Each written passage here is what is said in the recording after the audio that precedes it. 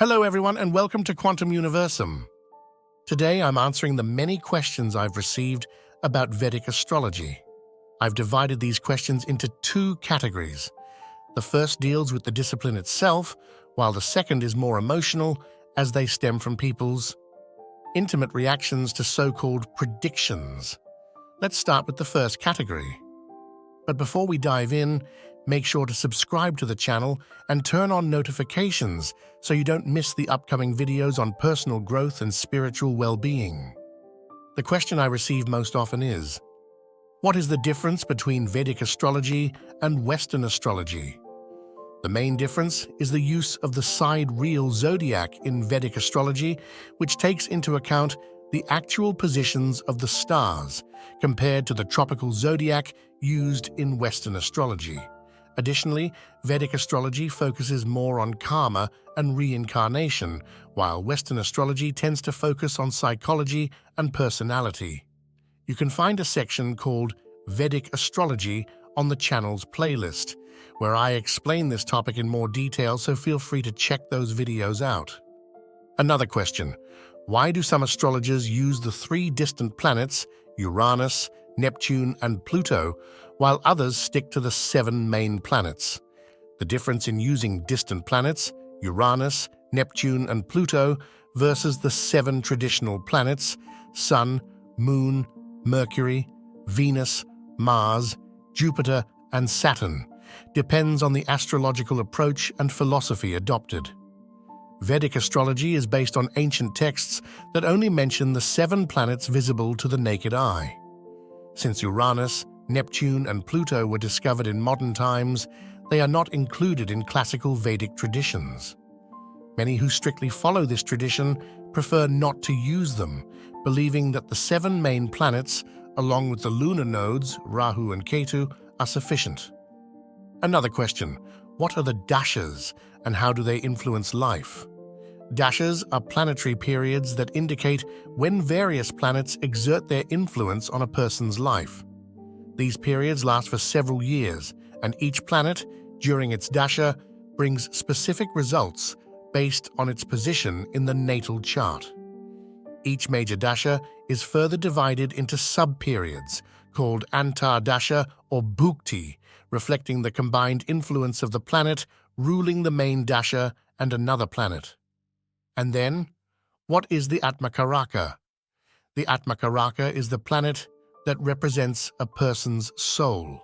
It is the planet with the highest degree in the zodiac among all the planets in the natal chart and symbolizes the lessons the soul must learn in this life. Question: can Vedic astrology change one's destiny? The answer here is yes and no. According to Vedic astrology, destiny is influenced by karma accumulated from past lives, but there are ways to improve one's situation through specific remedies such as gemstones, mantras, and good actions. Another question: what role does reincarnation play in Vedic astrology? It plays a central role. It is believed that the position of the planets at the time of birth reflects the karma accumulated in previous lives, and that this life serves to balance and resolve those karmic influences. Question: how can Vedic astrology help improve life? Vedic astrology provides an understanding of the karmic forces influencing life. It can help make more conscious choices in areas like work, relationships, and health. It also offers remedies, such as mantras and gemstones, to mitigate the negative effects of planets. Now let's move on to the emotionally driven questions. First question: why do Vedic astrological predictions always talk about catastrophic events?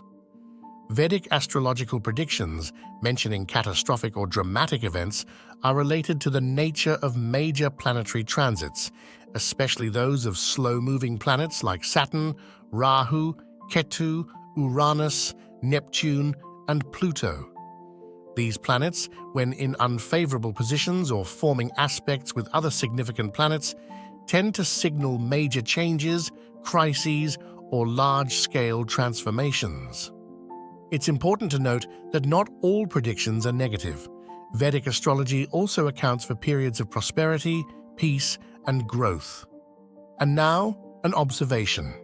Why do all astrologers, especially those on YouTube, seem to say the same things when talking about Vedic predictions for certain events? It is understandable that some people may notice a certain similarity in Vedic astrological predictions and think they all sound the same. However, there are valid reasons for this. Collective predictions may seem similar because they are based on the same planetary movements that influence all of humanity. These slow-moving planets exert long-term and large-scale influence.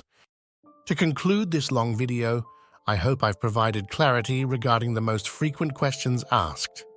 Always remember that the real difference in each individual's life lies in how we react to these global events. And as always, thank you for watching. If you liked this video and would like to see more like this, don't forget to let me know by liking the video and leaving a comment. See you soon in the next video.